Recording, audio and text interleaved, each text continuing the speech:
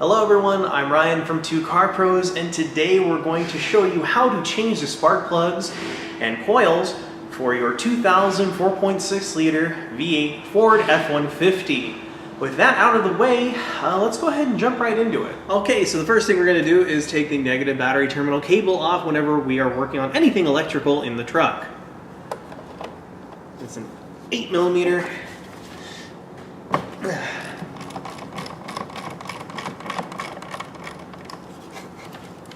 That. We'll put that in such a way that it can't reconnect and cause sparks. Okay, so the next thing we're going to do is, before we remove any of the ignition coils, we're going to grab some compressed air and spray it all around the ignition coils so we clear the debris, so that way none of, when you remove a spark plug, no debris falls down into the engine. And you really want to get good down in there and make sure you get all the debris out of the way. Okay, so the next thing we're going to do is unplug the electrical connector from the ignition coil.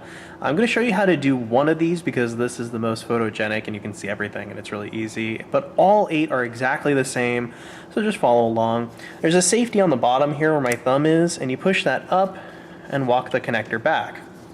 Alright, so the next thing we're going to do is remove the bolt that holds the ignition coil into the intake manifold there, and it is a 7mm bolt. That's what it looks like when you've removed it. And now we can remove the ignition coil, and you want to kind of wiggle it or bend it out of the way of the fuel rail, because if you pull it up into the fuel rail, it's not going to come out, so you kind of got to maneuver it over toward you and pull straight up. And you want to pull straight up with even pressure because you don't want to shred the boot. And then you're also going to want to remember which way it's kind of kinked inward. You see how it's kinked towards the center of the block instead of away from it. So when you're trying to put it back in, don't put it in this way, put it in this way. See how that works? We're going to grab our 5/8 spark plug socket and install it down there on the plug, like that, and we're going to make sure that the spark plug socket is properly seated on the plug nut. Okay, so we got to make sure that the spark plug socket is fully seated on the spark plug nut, which this one is, and we're going to turn it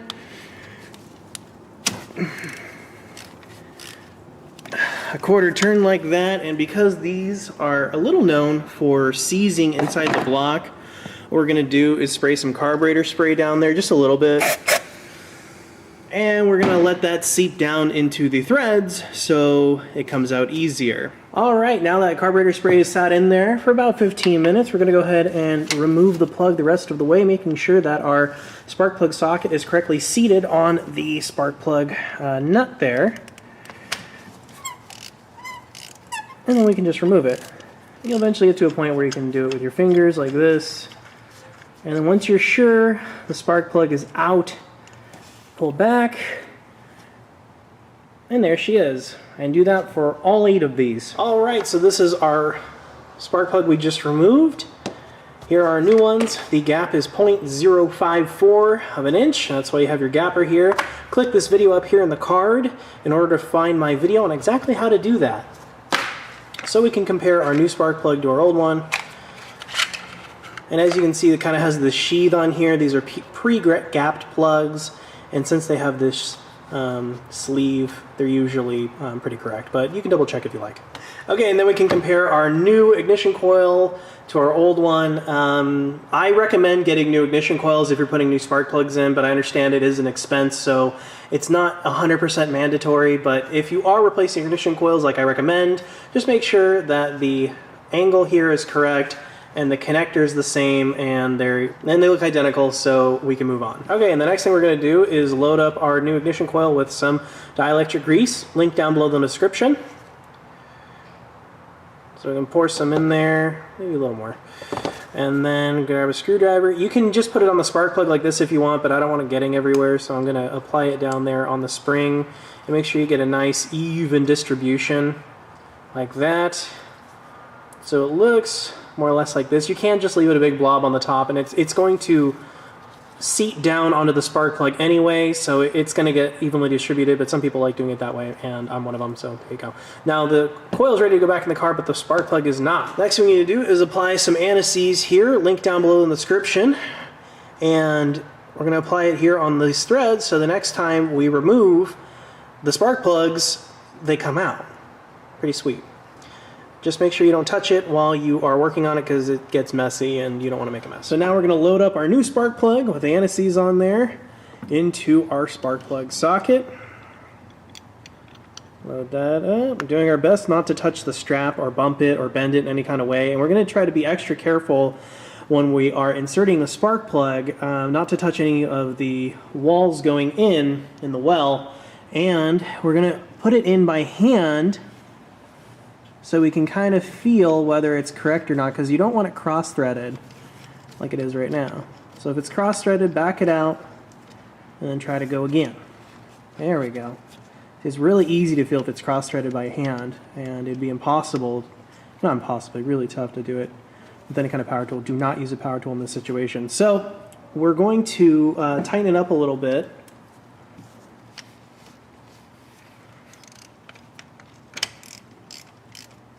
Okay, that's pretty snug. And then we're going to grab our torque wrench and set it to 13 foot-pounds. So it's not on very tight. And if you don't have a torque wrench handy, which is understandable, you can rent one at AutoZone or just put it on medium tight and try to do your best.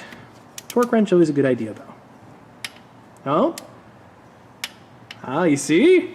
It's actually pretty low. So medium tightness is really where you want to be with that. And then we can put the coil on. And we can remove our spark plug socket and go get our ignition coil. So next we can reinstall that coil we prepped earlier with the dielectric grease. And we're going to insert that in, making sure it is seated nice and on top of the plug like this one is. You can tell because it's nice and lined up with the bolt hole. And we can replace that bolt, and it is 62 inch-pounds. I do not have a torque wrench that goes down that low, so I'm just going to put it on lightly. It's a small bolt. All right, let's go ahead and replace our ignition coil bolt here. And again, I don't have anything that goes down that low for torque spec. Just do your best to match 62 inch-pounds. I'm just going to do... That's really tight enough. I think that's fine. Then we're going to grab our electrical connector here, and there's no trick to it. You just push it on, just like that. Now you do that for all 8 plugs, and you're home free. And finally, we need to replace the negative battery terminal cable. Before we do anything, we're going to touch the negative battery terminal cable to there to make sure there's no sparks, and there's not. If you're wondering what the goo is, that's dielectric grease. You can put that on if you want to. Kind of inhibits corrosion a little bit, but if I'm honest, this battery needs a replacement. Okay, so that is how to replace your spark plugs and coils for your 2000 Ford F-150 with the 4.6 liter V8.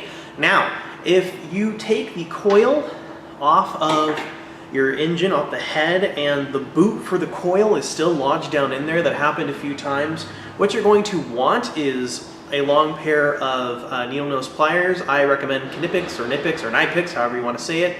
Link down below in the description.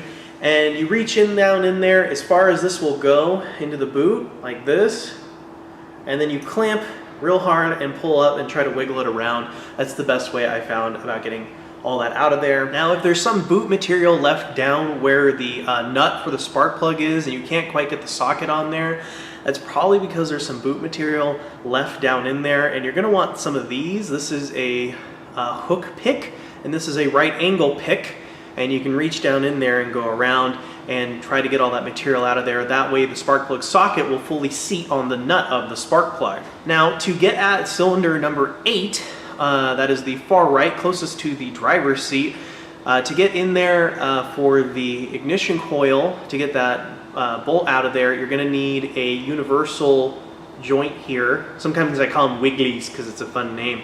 You can get these at Harbor Freight for insanely cheap. This was very helpful in getting those ignition coil bolts off. And if you manage to round one of your ignition coil bolts while taking it off, like I did, which maybe some of you have as well, you're going to need an M5-0.8 by 25 millimeter bolt. This is what it looks like. You can get them at Home Depot. They're very inexpensive. I think it was like 80 cents for 2. I needed a couple packets of those because trying to get the right replacement bolt from Ford or something like that was impossible. The closest one was like 500 miles away. Maybe you can just order them online, but this was a cheap alternative that was available at my local hardware store, at my local Home Depot. So I have those right there. If I can find them online though, I will link them down below. Other than that, it's a pretty easy job. Every single spark plug is exactly how I showed you. It's pretty straightforward, very easy. This is something pretty much anybody can do. I had no real issues. You just need a couple of those weird little tools to get it done, but you're saving yourself a bunch of money while doing it. Thank you so much for watching. All applicable links are down below in the description. If you enjoy this type of content, please consider subscribing. I upload once a week on Saturdays. Thank you so much for watching, and I'll see you next time.